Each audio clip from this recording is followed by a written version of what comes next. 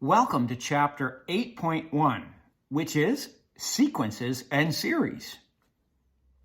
First question on your mind might be, what is a sequence? Well, a sequence is an ordered list of numbers.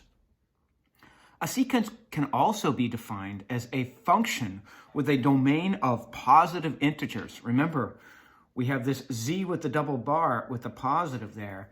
That means the domain of this function is 1, 2, 3, 4, and I'll use this ... to mean, etc.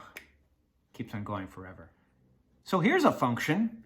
Let's substitute in the positive integers to see what kind of a sequence we come up with. Well, f of 1 will be 2 times 1 plus 1, which will give us 3. F of 2 is equal to 2 times 2 plus 1, which is 4. Plus 1 is 5. Sorry. F of 3 is 2 times 3 plus 1, which is 7. F of 4 is 2 times 4 plus 1, which is 9. F of 5 is 2 times 5 plus 1, which is 11. F of 6. Well, without doing the math, could you guess what f of 6 is? If the sequence is 3, 5, 7, 9, 11, of course, the next one is going to be 13. So from this function, f of x equals 2x plus 1, when we substituted in the positive integers, the resulting sequence was 3, 5, 7, 9, 11, 13, etc. The first digit, or the first entry in our sequence, is labeled A1. The term, and then this little subscript means it's the first term we're going to come to. A2, the second term. A3, the third term. A4, the fifth term. A5, the fifth term. A6, the sixth term. Up to AN, meaning I can put in any digit, any positive integer for n. That's what we call the general term. So when I mention to you what's the general term, if I mention the general term, I'm talking about AN. And in this case, AN would be 2n plus 1.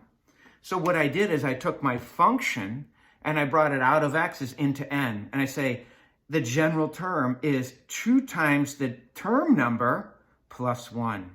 So you can see 6 will double 6 and then add 1 and we'll get 13. So it's very useful having an, because when I have an, I can find any term in the sequence like that. Here are some examples of sequences. 1, 4, 9, 16, 25.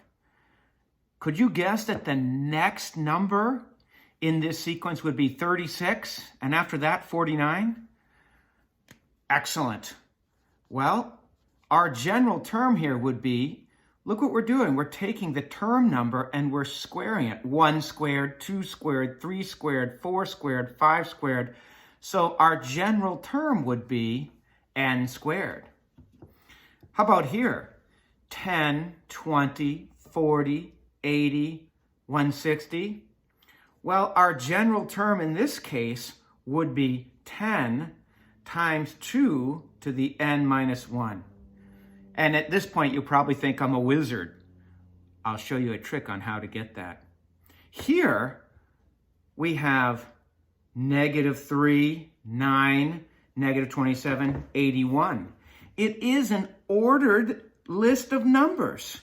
It's a sequence. We have to be sleuths or detectives to figure out what is the rule governing the order.